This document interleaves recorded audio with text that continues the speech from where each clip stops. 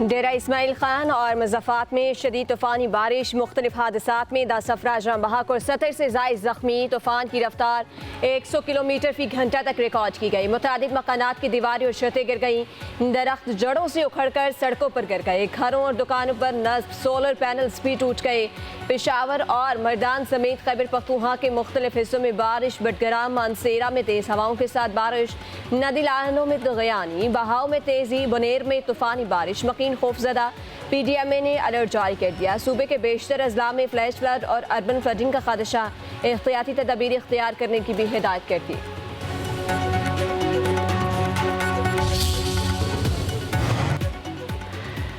DI Khan में तेज आंधी और बारिशों से नुकसान पर वज़ीर आला KP का इजहार अफसोस। अली अमीन गंडापुर का मुख्तलिफ हादसात में जाबाहक अफराद के लवाहिकीन से दिली हमदर्दी और ताज़ियत का इजहार। कहा कि सूबाई हुकूमत मुतासरा ख़ानदानों को तनहा नहीं छोड़ेगी। मुसीबत की इस घड़ी में मुतासरा ख़ानदानों के दुख के दर्द में बराबर के शरीक हैं। मुतासरीन की इमदाद के लिए तमाम वसाइल बरवकार लाए जाएंगे।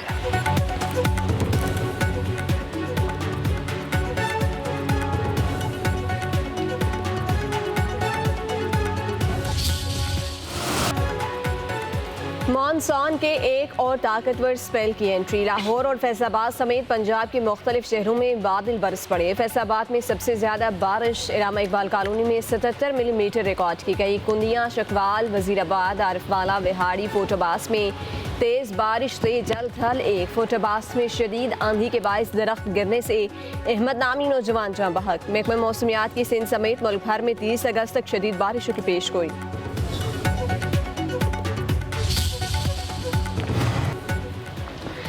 इस्लामाबाद और रावलपिंडी में भी तूफानी बारिश। नदी नालों में तूफानी। 12 कहो अठाल चौक के पानी में डूब गया। पानी घरों और दुकानों में दाखिल। कई गाड़ियां फंस गईं। रावल डैम के स्पिलवेज खोल दिए गए। मार्गिला हिल्स पर ट्रेल 2, 3, 4 और 5 बंद। आज़ाद कश्मीर के जिला बाग में रात के मूसलाधार बारिश से नदी नालों में शदीद तूफानी। बाग में 3 मकान ज़मीन बोस। नाला माहिल में भी शदीद तूफानी से बाईपास रोड मुतासर होने का खदशा।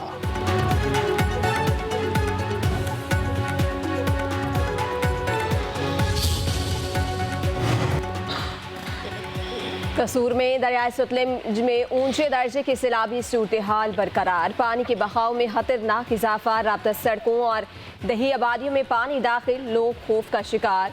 मुस्ते की कसोकी दवाना मुबकी चांद कलंजर समेत 25 से ज़ायद देहात का ज़मीनी राब्ता मुनक़ता। 5000 एकड़ से ज़ायद रकबा ज़ेर-ए-आब आ गया। मकई, चावल और जवार की फसल सैलाबी पानी में बह गई। पाक आर्मी ने सैलाब मुतासरीन के लिए 2 रिलीफ कैंप कायम कर दिए। डिप्टी कमिश्नर कसूर का कहना है कि आइंदा 48 घंटों में गंडा सिंह के मुकाम पर पानी की सतह 1,60,000 क्यूसेक से तजावुज़ कर जाएगी। खैबर पख्तूनख्वा में पाक फौज का फ्लड रिलीफ ऑपरेशन। शांगला के सैलाब मुतासरा इलाकों में बहाली की कार्रवाइयाँ। पाक फौज ने तबाहशुदा पुल और रास्तों के नुकसान का जायजा लिया। मुतासरीन की मुकम्मल बहाली तक इमदादी काम जारी रहेगा।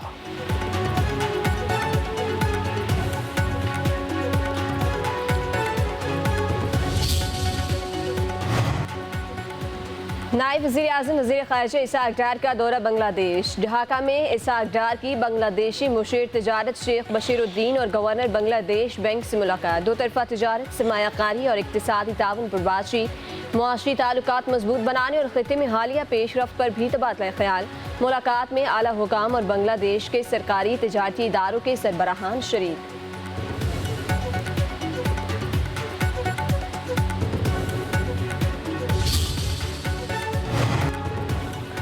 बलोचिस्तान की तरक्की के लिए गुड गवर्नेंस की ज़रूरत है। इंफ्रास्ट्रक्चर की तामीर भी लाजमी है। तरक्की के लिए आवाम को शामिल करके आवाम को महवर बनाकर काम करना होगा। फील्ड मार्शल सैयद आसिम मुनीर की तुरबत में सिविल इंतज़ामिया के नुमाइंदों से गुफ्तगू। फील्ड मार्शल ने कहा कि पाक फौज बलोचिस्तान के आवाम की तरक्की और खुशहाली के लिए कंधे से कंधा मिलाकर खड़ी है। बलोचिस्तान में पायदार अमन और तरक्की के लिए भरपूर साथ देते रहेंगे। फील्ड मार्शल किया अच्छे तर्ज हुक्मरानी और अवामी मरकजियत पर मबनी तरक्की की ज़रूरत पर जोर। सिविल और मिलिट्री इदारों के बाहमी ताउन को नागज़ीर करार दिया।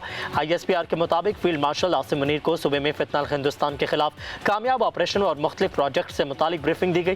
फील्ड मार्शल ने जनूबी बलोचिस्तान की समाजी और मुआशी तरक्की के आज़म को दोहराया। क़याम अमन के लिए फौजी जवानों के किरदार की तारीफ भी की।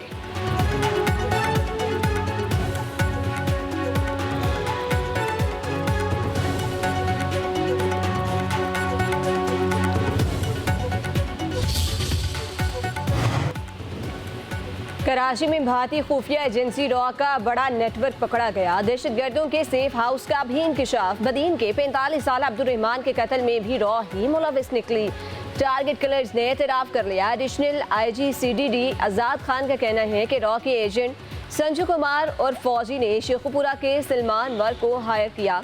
सलमान ने उमैर, सजाद, उबैद और शकील पर मुश्तमिल टारगेट किलर्स गैंग तश्कील दिया। भारतीय खुफिया एजेंसी ने खती रकम फराहम की। संजय ने खलीजी मुल्क से सलमान को रकम भेजी। मुलजिम अरसलान को 17, तलहा उमैर को 22 अगस्त को गिरफ्तार किया गया। रॉ ने सहूलत कारी के लिए अलहदगी पसंद तंजीम को इस्तेमाल किया। एडिशनल IGCD आज़ाद खान ने कहा कि इस तरह की दहशतगर्दी स्टेट स्पॉन्सर्ड दहशतगर्दी कहलाती है। मामला हर फॉरम पर उठाएंगे। सवाबी के गांव इस्माइलिया में हुजरे के अंदर फायरिंग से 3 अफराद जाँ बहक। मरने वालों में 42 साल आलिमजे, 32 साल बिलाल और एक मेहमान शामिल। तीनों लाशें मकामी अस्पताल मुंतकिल। पुलिस ने मुलजिमान की तलाश शुरू कर दी।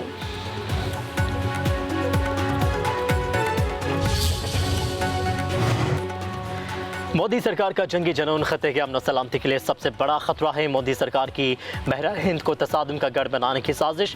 बीजेपी हुकूमत की जंगी पॉलिसी तरक्की और इस्तेहकाम की राह में रुकावट है। भारतीय बहरिया की वेस्टर्न नेवल कमांड की मशक़ें जारी। बहरे हिंद में भारतीय मौजूदगी और सलाहियतें बढ़ाने की कोशिशें बेनकाब।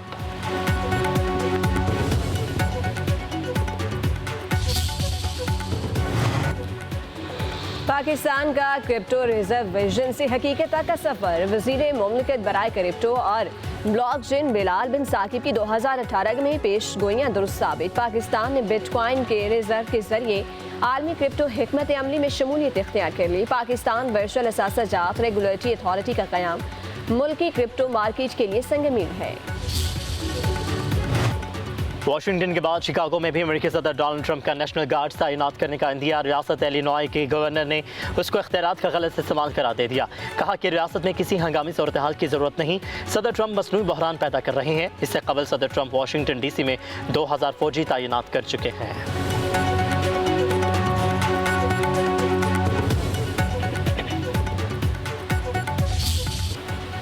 कसूर में हज़रत बाबा बुल्ले शाह के उर्स का आज तीसरा और आखिरी रोज़। ज़ायरीन का रश, अकीदतमंदों का हजूम, नातख़्वानी और महफ़िल समाअत के रूहानी प्रोग्राम जारी। सूफ़ी कलाम और कवालियों का सिलसिला अरूज पर। आज मुल्क व कौम की सलामती के लिए खुसूसी दुआएं होंगी।